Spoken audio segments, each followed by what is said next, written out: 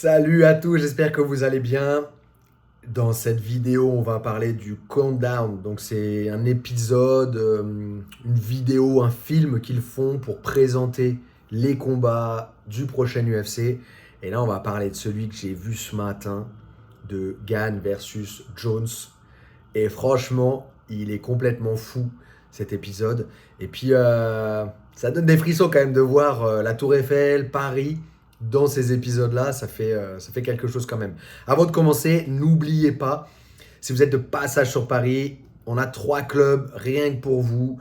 Il y a cours du lundi au dimanche, 6h, 22h, quasiment tous les jours, quasiment dans les 3 clubs. Que vous soyez juste de passage, une semaine, un mois, 6 mois, un an, ou vous voulez faire un cours d'essai, toutes les informations sont sur nrfight.com. Il y a le lien dans la description. Et si vous voulez vous entraîner avec nous à distance, fan de combat, il y a des vidéos des meilleurs combattants, professeurs français et internationaux, mondiaux. Donc n'hésitez pas à aller checker ça. Il y a du Cédric Doumbé, il y a Morgan Charrière, il y a Gordon Ryan, il y a Danaher. En français, on a Olivier Michalesco, Reda Meptouche d'ailleurs qui sera dans le camp dans le corner, ouais, dans le coin, pardon, de Cyril ce week-end. Voilà, on a plein de beaux mondes et c'est des super vidéos pour apprendre les sports de combat. Donc n'hésitez pas à les checker. Et il y a une vidéo gratuite rien que pour vous dans la description. Du coup, voilà, cette vidéo va pas durer trop longtemps. Je voulais juste donner mon avis parce que j'ai vu ça ce matin. C'est encore une fois de voir la Tour Eiffel, des images de la France.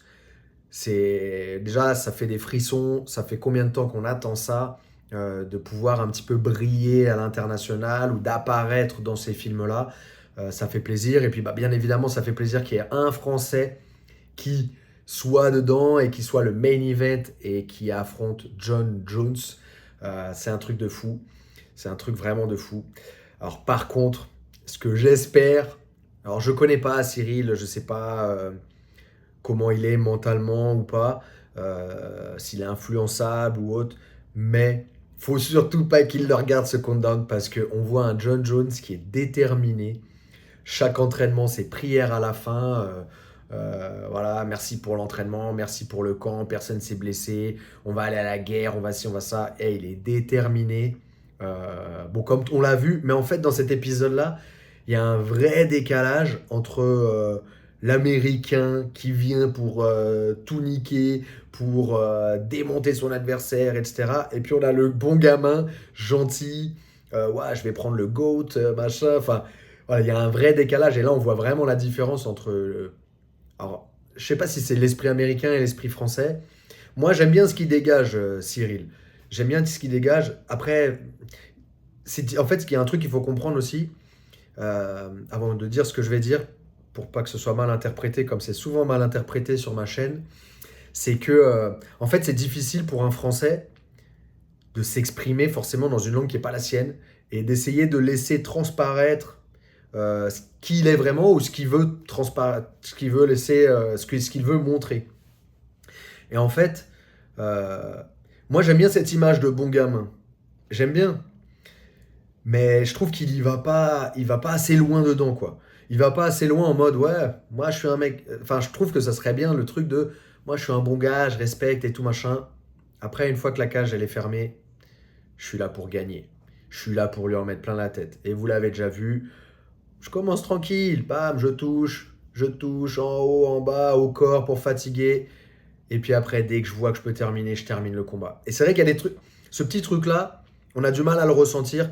Et c'est vrai que du coup, quand on regarde cet épisode, quand on voit un Jones déterminé, et puis un bon gamin, tout gentil, un peu mielleux, un peu... bah, c'est dommage parce que du coup, Cyril, après, je sais que c'est difficile, c'est pas dans sa langue. Puis bah, c'est nouveau aussi pour lui, ça c'est un truc de fou.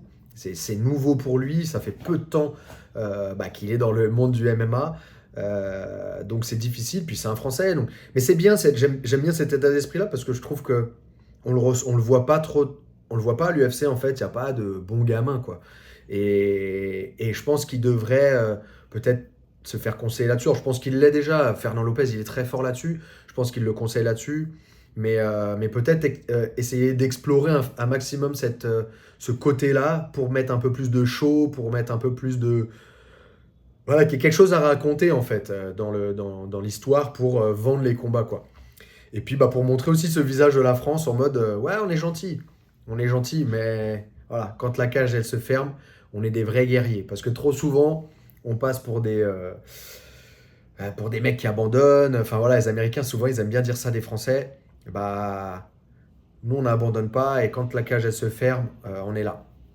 Et du coup, c'est vrai que voilà, moi j'aurais bien aimé voir un Cyril un peu plus, mais je sais que c'est difficile, mais un Cyril un peu plus tranchant peut-être dans ses propos. Voilà, en disant vraiment je suis gentil, mais quand la cage elle se ferme, c'est la guerre.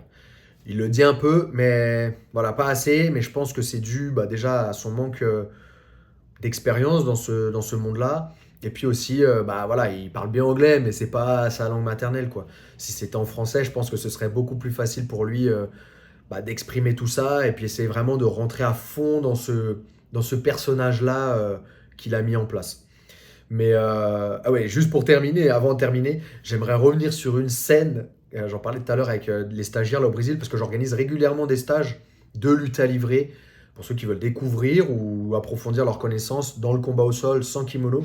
J'organise régulièrement des stages au Brésil et là en ce moment j'ai 20 Français qui sont là pour bon, 18 Français et 2 Canadiens qui sont là pour s'entraîner. On s'entraîne une à deux fois par jour, du lundi au vendredi, plus voilà, visite. Voilà, l'idée c'est de découvrir aussi Rio, de profiter aussi, plage, soleil. Il y en a qui veulent faire la fête, ils peuvent faire la fête.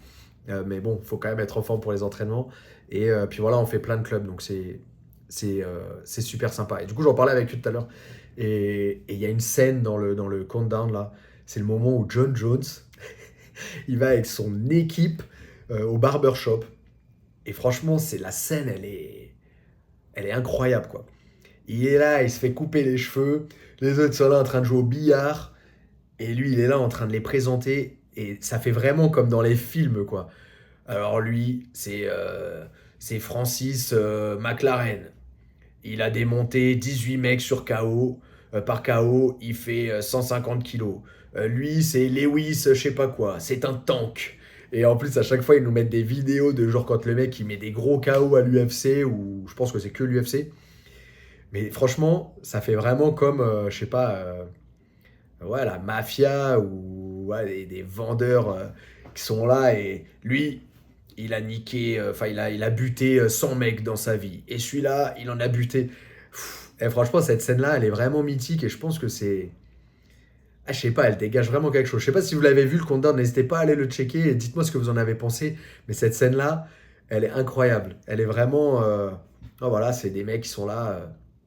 Ils sont en train de jouer au billard, l'autre il se fait couper les cheveux un peu comme je sais pas, comme le parrain ou autre. Et puis, il est là, ouais, lui là. Et il a tué je sais pas combien de personnes dans telle ville. Lui là, c'est le patron de telle ville. Et lui, bon, c'est marrant. J'ai bien aimé cette scène-là. Enfin, elle est folle parce qu'on n'a jamais vu trop ce genre de truc. Et puis voilà, et ça montre aussi que hey, John Jones, il arrive, il est prêt. Il est prêt. Alors là, tout à l'heure, j'ai vu un petit message de Chael Sonnen qui pense que John Jones est blessé parce qu'on l'a vu beaucoup faire de la natation. Du coup, bah, c'est un sport, c'est une activité où on peut faire des efforts sans avoir de coups. Donc il pense qu'il est blessé. Mais moi, j'ai toujours vu John Jones beaucoup nager en fait. Il a tout le temps fait beaucoup de natation, enfin beaucoup, ouais, toujours beaucoup dans l'eau, apporter des cailloux ou tout autre dans l'eau. Donc je suis pas bien sûr de ça. Après, bon, on verra bien, hein. On le saura, je pense, qu'après le combat, s'il était blessé ou pas. Mais de toute façon, on n'est jamais à 100% sur un combat. Peut-être que Cyril aussi, il a des petits bobos. Mais voilà, quand la cage elle se ferme, bah, de toute façon, c'est chacun pour sa peau. Et je pense que blessure ou pas blessure, on y va. On a bien vu Francis Ngannou qui avait un genou en moins et qui est allé et qui a gagné son combat quoi, face à Cyril. Donc voilà, tout est possible, hein. Et puis, je pense que les combattants, ils sont habitués à s'entraîner blessés, avoir mal et quand même y arriver. Donc voilà, j'ai hâte de voir ce combat. Dites-moi vos pronostics d'ailleurs. Je les ai déjà donnés dans un autre. Je ne vais pas en reparler là, sinon je vais encore me faire insulter ici. Mais bon, je pense que John Jones part largement favori dans ce combat-là. Mais comme j'en parlais tout à l'heure avec les stagiaires, si gagne, Cyril gagne, c'est juste incroyable. C'est juste incroyable. S'il prend la ceinture là, c'est incroyable. Franchement, c'est limite à en pleurer, quoi. Mais bon, on verra ça samedi. Si je devais mettre de l'argent, je mettrais sur John Jones. Mais mon cœur a envie que, bien évidemment, Cyril gagne parce que, voilà, on va supporter les Français, la France. Et puis voilà, on a hâte. En tout cas, je veux voir un beau combat, comme tout le monde, je pense. Et puis voilà, j'ai hâte de voir ce qu'ils vont proposer aussi. Cyril, comment il a réagi suite à sa défaite face à Francis Ngannou. On a déjà vu, mais on l'a vu surtout en pied-point. Là, du coup, je pense que John Jones va vouloir le ramener au sol. Donc, on a envie de voir s'il y a eu des progrès, s'il est capable de contenir la lutte de John Jones, ce que ça donne aussi au sol. Et puis voilà, au debout, je pense déjà savoir ce qu'il va proposer, un peu comme d'habitude, de toute façon. Mais maintenant, voilà, qu'est-ce qu'il a fait depuis Francis Ngannou? Est-ce qu'il s'est assez entraîné en lutte ou pas? Et puis, John Jones, qu'est-ce qu'il est devenu? Qu'est-ce qu'il a fait? Qu'est-ce qu'il nous prépare depuis toutes ces années? J'ai hâte de voir ça. Et puis voilà, vivement samedi. Les amis, merci à vous. J'espère que ça vous a plu cette petite vidéo. N'hésitez pas à mettre dans les commentaires vos prédictions, si vous avez vu le countdown aussi. Et puis allez récupérer dans la description la vidéo gratuite rien que pour vous sur fans de combat. C'est une vidéo d'1 h 30 où voilà, je montre des mouvements, des exercices à faire à la maison. C'est pour tous ceux qui veulent faire un peu des sports de combat ou avoir la mobilité, la motricité des sports de combat. Donc n'hésitez pas à aller récupérer ça, c'est dans la description. Et puis pour ma part, on se revoit très bientôt sur Internet. Et puis on fera bien évidemment une vidéo à la suite du combat de Jones et Gane. Voilà. Merci à tous et on se voit très bientôt. Ossa!